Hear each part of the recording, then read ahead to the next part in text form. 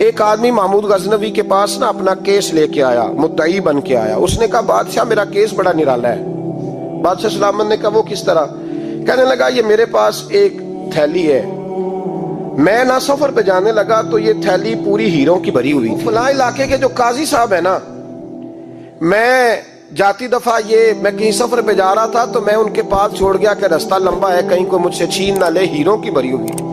کچھ دنوں کے بعد میں واپس آیا ہوں، قاضی صاحب نے مجھے تھیلی واپس کی ہے تو اس میں ہیروں کی بجائے کھوٹے سکے نکلے. اب میں نے قاضی صاحب سے کہا ہے تو قاضی صاحب تو میرے گریبان تک آتے ہیں، وہ کہتے ہیں بتا کہیں سے پھٹی ہے، کھلی ہے؟ وہ جس طرح ٹانکے لگا کے تو نے سی تھی اسی طرح لگے ہوئے ہیں کہ نہیں؟ تو حضور لگے بھی بالکل اسی طرح ہے، نہ پھٹی ہے نہ کھلی ہے. اب میں لٹ گیا ہوں، میری کل عمر کی کمائی ضائع ہو گئی، کھوٹے سکے کہاں اور ہیرے کہاں؟ تو مہربانی کریں. اور آپ کی بارگاہ میں اللہ رسول کے نام پر حلف دیتا ہوں کہ میں ہوں بالکل سچا. محمود غزنوی کہنے لگے تو جا، تھیلی چھوڑ جا، اور جب میں تجھے بلاؤں گا پھر دوبارہ آنا. شخص چلا گیا. محمود غزنوی اٹھے، دربار برخاست کیا، لوگوں سے کہنے لگے چلے جاؤ، میں 3 دن کے لیے سیر کرنے جا رہا ہوں، 3 دن کے بعد لوٹوں گا. اکیلے جب رہ گئے نا محمود دربار میں تو محبوب نے چھری منگائی. وہ جس تخت پہ بیٹھتے تھے وہاں گدا بچھا ہوا تھا، یہ گدا پڑا ہے نا، وہ گدا بچھا ہوا. تو محمود نے چھری کے ساتھ اس کو پھاڑ ڈالا اور چھری جیب میں رکھی نکل گئے. کہنے لگے میرے بعد کوئی میرے دربار والے احاطے میں داخل نہ ہو. محمود چلے گئے. اب وہ صفائی کرنے والا جب آیا نا، اس نے آ کے دیکھا تو گدا تو پھٹا ہوا ہے. اس نے شور ڈال دیا، پہرے دار بھی آ گئے، فلاں صاحب بھی آ گئے، فلاں صاحب. اس نے کہا وہ خدا کے بندو، اس کا گدا پھٹ گیا ہے، وہ تو مار ڈالے گا. اس نے کہا تھا سوائے صفائی اور نگرانی والے کے دوسرا آئے کوئی نہ، اور یہاں آیا بھی کوئی نہیں. پہلے دن ہی پھٹا ہوا ہے تو لٹکا دے گا سب کو، کیا کریں؟ شور ہو گیا، سارے دربار کے ملازمین اکٹھے ہو گئے. ایک بندہ بولا، کہنے لگا فکر نہ کرو، میں کیسے بندے کو جانتا ہوں، اس طرح سیے گا کہ جس نے پھاڑا ہوگا اسے بھی پتہ نہیں چلے گا کہاں سے پھٹا تھا. ایسا بہترین رفو کرے گا کہ پتہ بھی. اس نے کہا یار ہم سارے 1 مہینے کی تنخواہ دیتے ہیں، تو بندہ بلا. وہ بلا لیا اس کو، اس کا نام محمد رفو گر تھا. وہ آیا، اس کو گدا دکھایا، اس کا یار اس طرح سینہ پتہ نہ چلے. اس نے کہا فکر ہی نہ کرو، میں بڑا کاریگر ہوں. بڑے بڑے کاریگر لوگ نہیں ہمارے ملک میں پائے جاتے، کوئی نشان چھوڑتے ہیں پیچھے بڑے. احمد رفو گر کہنے لگا اس طرح سیوں گا کہ پھاڑنے والے کو بھی پتہ نہیں. ان کا پیسے لے یار تو سی دے. اس نے سی دی، اگلے شام ہی لا کے بچھا دیا گدا.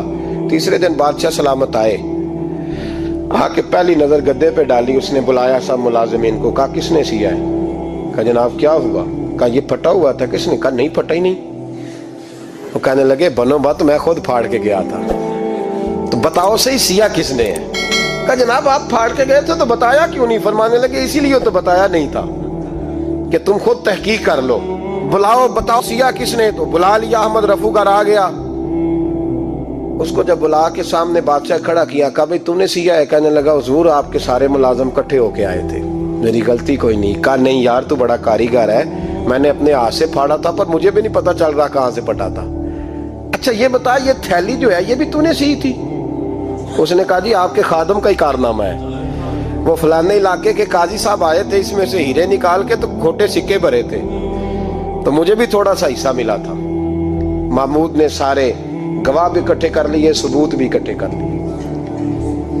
پھر قاضی کو بلایا، پہلے سارے ثبوت اور گواہ کیس حل کر لیا. پھر ہمارے ہاں یہ حال ہوتا ہے کہ مدعی 2-3 ہفتے کے بعد خود ہی ہاتھ باندھ جاتا ہے، کہنا تسی میری جان چھڈو، مجرم پھڑو پاوے نہ پڑھو.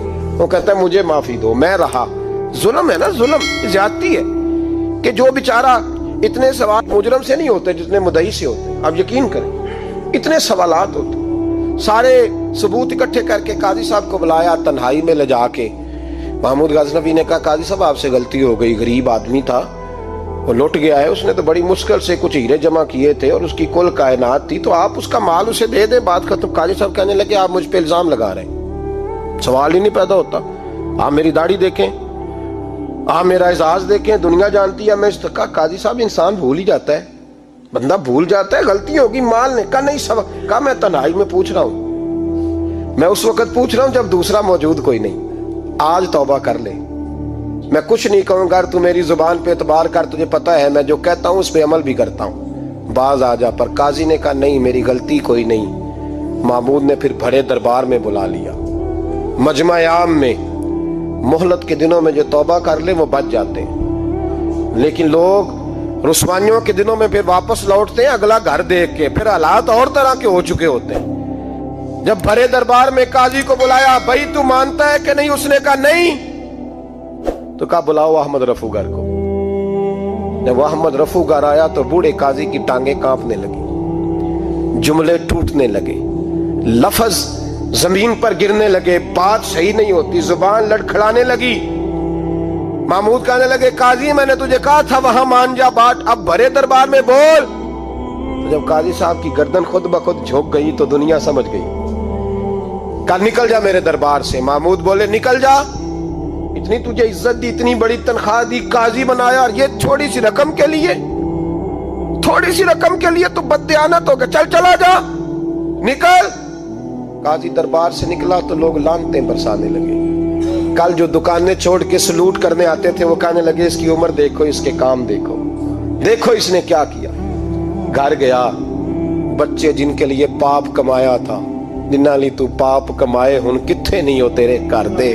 वो बच्चे कहने लगे अब्बा जी हम तो स्कूल मदरसा जाने के काबिल नहीं रहे, उम्मीद थी कि बीवी साथ देगी।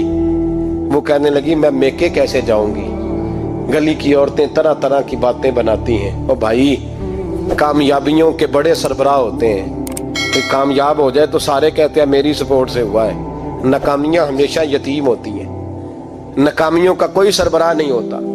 जब तक तो काजी था तो बड़े बात थी, हर बंदा कहता था रिश्तेदार है। रुसवाई हो गई तो वो तेरी आंख हो या संगे मलामत की चुभन, कौन पहुंचा है मेरे दर्द की गहराई तक। दौरे शोहरत में तो यारों ने किया याद बहुत, साथ आया ना कोई कूचे रुसवाई तक। और मियाँ साहब कहने लगे सारी उम्र ही आटा गुद है, मैं लखा कीते नहीं पेड़े, अब वक्त आया ही ते मोहम्मद बख्शा कोई नहीं हूं बैठा नेड़े। हालात ही बदल गए। काजी खामोशी से अंदर चला गया, अपनी रुसवाई समेट के बिस्तर पे लेटा। ना रोटी की भूख लगी, ना पानी की प्यास लगी, ना नींद आई, सारी रात तड़पता रहा। सवेरे घर वालों ने दरवाजा खोला तो रूह परवास कर गई थी, दुनिया छोड़ गया। हजरत अबू नूर अलैहि रहमा बोले, फरमाने लगे याद रखो कभी बददियानती ना करना, कभी। ये तो महमूद गजनवी की अदालत थी, कयामत में रब करीम की अदालत लगेगी। और फरमाया वहां तो गवाही देने वाला अहमद रफूगर था, कयामत में तो तुम्हारे अपने हाथ पैर गवाहियां देंगे, हमारा अपना वजूद गवाही देगा। और फरमाया यहाँ तो लानते दुनियादार बरसाते थे, वहां फरिश्ते होंगे। और काजी को तो मौत आ गई थी, कयामत में तो दोबारा मौत भी कोई नहीं आएगी, वहां तो रहना है और सहना है।